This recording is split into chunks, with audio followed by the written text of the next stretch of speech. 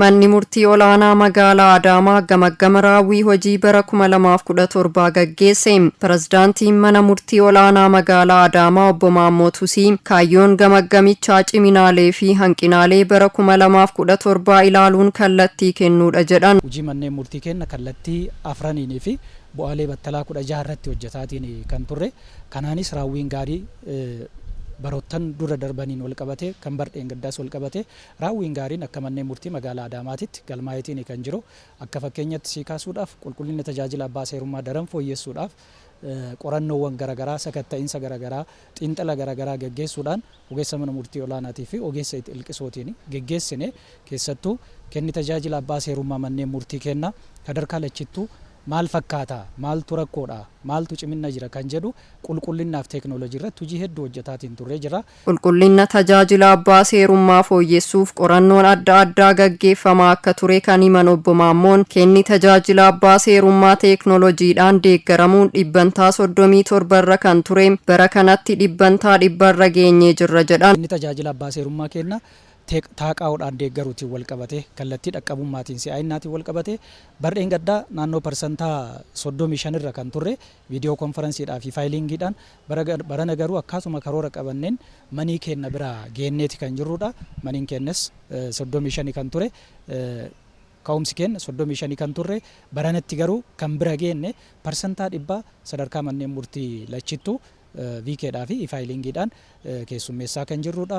Kanaanis bu'aa gaariin kan irraa argamedha. Gabaasa manneen murtii aanaa kutaawwan magaalaa fi mana murtii olaanaa magaalaa Adaamaa irraa dhiyaateen galmeewwan murtee argachuu mana murtii aadaaf qarshii sassaabuun qulqullina tajaajila abbaa seerummaa galmeewwan murtii barsiisoo ta'an miidiyaa fayyadamuun qilleensarra akka oolan gochuun akka ciminaatti kaafameera. Kana malees sababa gahaa malee galmee beellamuu qajeelfama adabbii hordofuu dhabuu ragaa duguuganii dhiyeessisuu dhabuu qabiinsi ragaa qulqullina dhabuu iddoon mana hojii mijataa ta'uu dhabuun akka hanqinaatti tuqameera. Pirezidaantiin mana murtii olaanaa magaalaa Adaamaa obbo Maammoot Husii bara hojii 2017tti galmeewwan 17,000 ol dhiyaatan keessaa galmeewwan 16,000 murtii argachuun raawwiin keenya dhibbantaa 96 ta'ee jira jedhan.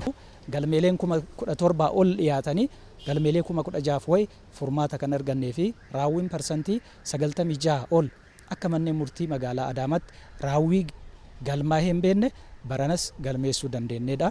Kanaafuu akkaataa chaartilee lammiilee dhangala'iinsa mana murtii fi qajeelfamootaan masakamuun hojjetamuu qaba jechuun kallattii kennan. Dhaqqabummaaf si'aayinnaan wal qabate akkaataa chaartarii lammiileetiif dhangala'iinsa dhimma mana murtii keessa jiruunii fi qajeelfamoota jiraniin dhimmoonni gara mana murtii dhiyaatan kun yeroo gabaabaa keessatti fala akka argatan hordofuu akka qabnuu fi irratti hojjechuu akka qabnudha. Hirmaattonni gamaggamichaa tokko tokko gamaggamichi ciminaalee fi hanqinaalee jiran kan nutti agarsiise waan ta'eef yeroo itti aanutti cimnee akka hojjennu karaa kan nuuf saaqedha jechuun yaada kennaniiru.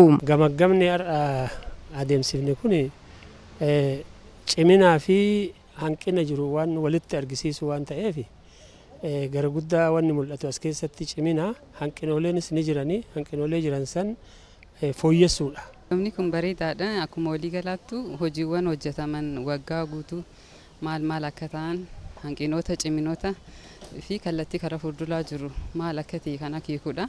Kanaaf akka walii galaatti hanqina bara kanaa mul'ate bara dhufutti akka irra hin deebi'amneef cimina jiru immoo fooyyessinee deemuudhaaf. Ciminaaleen jiran akkuma jirutti hanqinaalee gamaggama keessatti adda ba'an furaa deemuudhaan olaantummaa seeraa mirkaneessuu keessatti